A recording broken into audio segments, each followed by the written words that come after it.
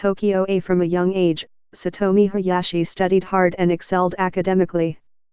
It seemed only natural that she would follow in her father's footsteps and attend the University of Tokyo, Japan's most prestigious institution. As soon as she was admitted, her friends warned that she was spoiling her marriage prospects. Men, they said, would be intimidated by a diploma from Todai, as the university is known in Japan. Spooked, she searched Google for "Can Todai women get married?" and discovered it was a well-trod stereotype. The admonitions didn't stop her. But Ms. Hayashi, 21, wondered if other women were scared off. Read this article in Japanese. When she arrived 3 years ago, fewer than 1 in 5 undergraduates at the university were women. The dearth of women at Todai is a byproduct of deep-seated gender inequality in Japan, where women are still not expected to achieve as much as men and sometimes hold themselves back from educational opportunities.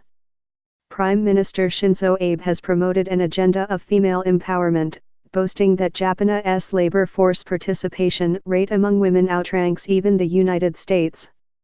Yet few women make it to the executive suite or the highest levels of government.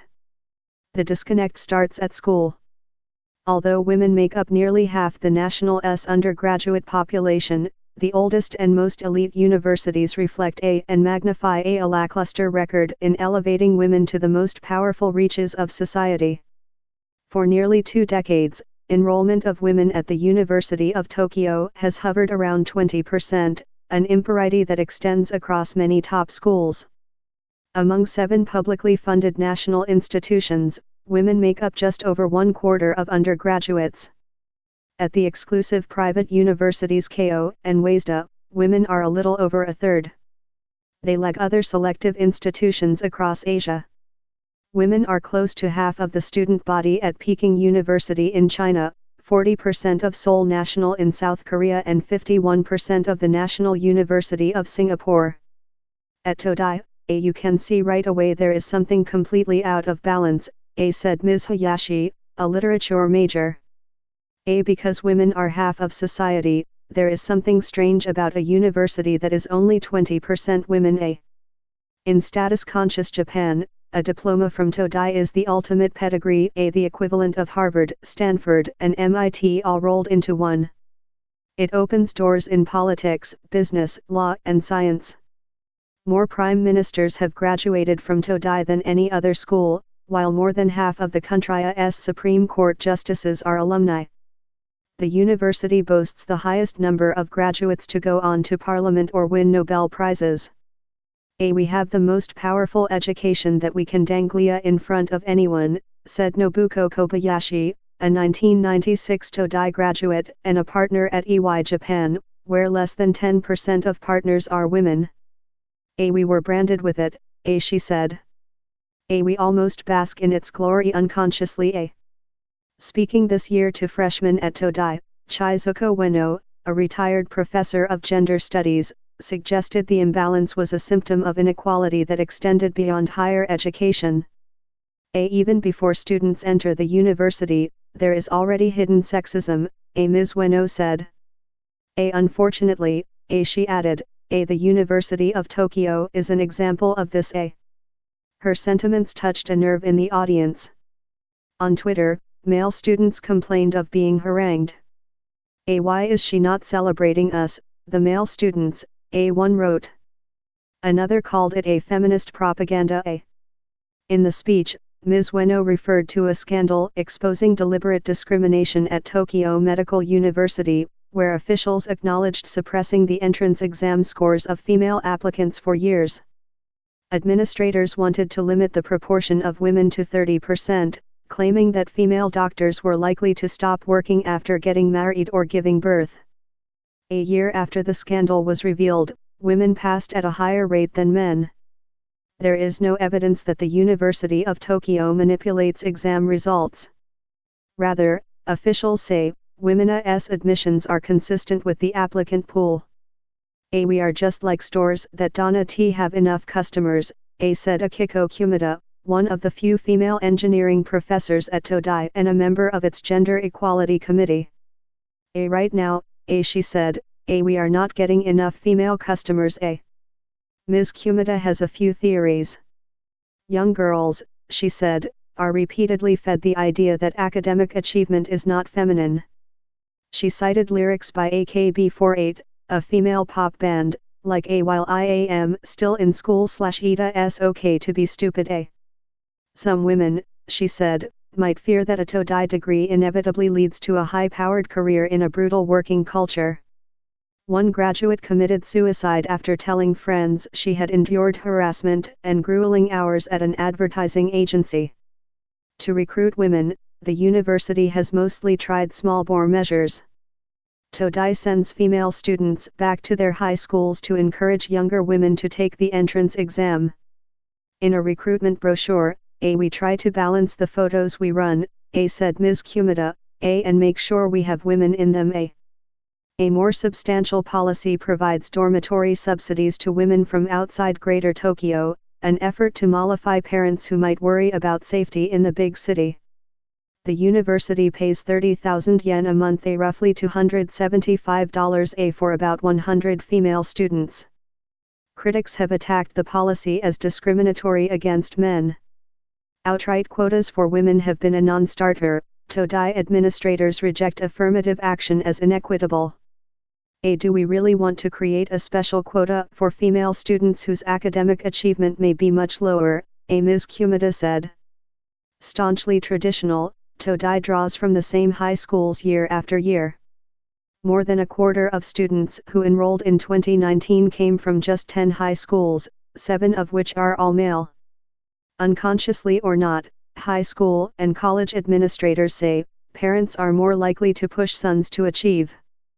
With sons, parents really expect a lot and want their boys to perform to the maximum level and aim as high as they can go, said Hiroshi Ono, principal of Tokyo Gakugei University High School, which sent 45 students to Todai this year, 11 of them women. Parents, Mr. Ono said, feel bad about pushing girls to work that hard. They think it would be better for them to get married and be a housewife. Even at Oin Girls' School, which sends more women to Todai than any other high school, administrators said girls may feel ambivalent about pursuing an elite education.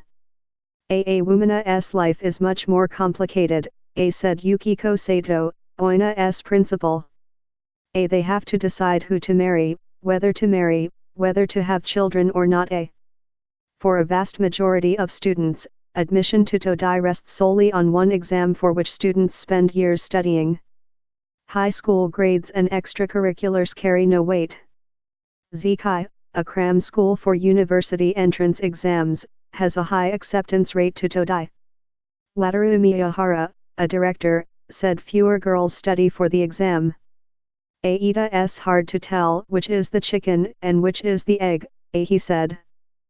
But there are so few girls at Todai, so it's hard for girls to look at Todai and say I want to go there. Whatever the reason, he said, they are not as ambitious as boys. 3 years ago, Todai invited high schools to recommend one male and one female student who could forego the exam in exchange for an essay or group interview. Fewer than 70 students a year are admitted this way, out of a freshman class of more than 3,000. Ain Adachi, 21, who came to Todai 3 years ago through this system, said expanding the criteria to evaluate strengths not captured by one high-stakes test could bring more women into the university. Having one criteria to judge a person by doesn't make it fair, she said. On campus, Ms. Adachi, who is studying law, said she feels scrutinized as a minority. Gender discrimination, she said, comes in subtle forms. Once she and a male classmate were planning a club trip, huddled over laptops in a cafe near campus. Another male classmate walked up and observed their conversation. It looks like the boss and his secretary, he quipped. Why do you assume I am the secretary, Ms. Adachi retorted. Why can't I be the boss, Women at Todai often feel isolated. When a class gathered for a graduation photo, Kiri Sugimoto, 24, a law student, was the only woman.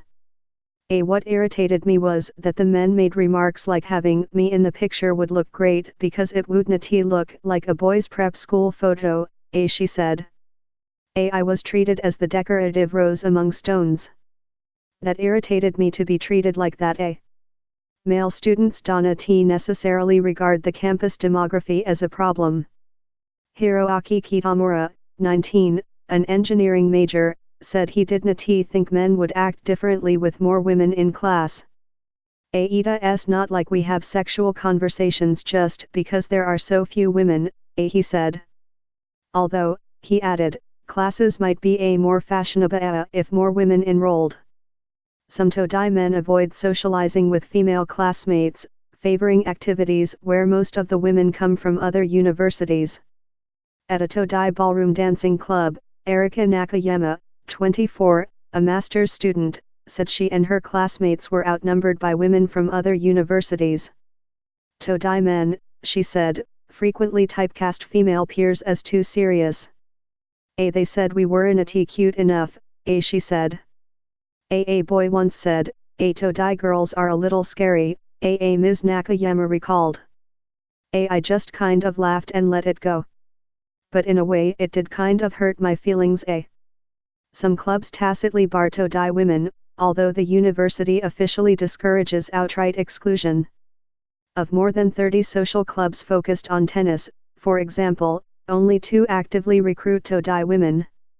Masato Sagisaka, a 21-year-old sophomore, said a friend told him intercollegiate groups were more fun.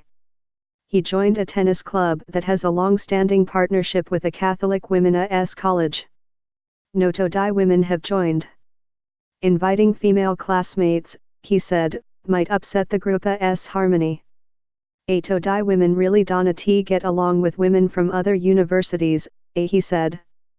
Todai women have pride. Men have little incentive to change. Campus advocacy is minimal. Even an investigation by the student newspaper about clubs that exclude Todai women did not identify the exclusive groups. Women hesitate to speak out. Ms. Nakayama said she avoided activism that might be construed as feminist. It might have some repercussions for me, she said. People might think I am acting too manly or too strong. In an outside class, Ms. Hayashi said, women tolerate a culture in which men make jokes filled with sexual innuendo or comment on women's appearances. You are expected to understand or communicate with these sexual jokes, she said. Otherwise you feel kind of left out. You just have to understand, she said, and accept the male view.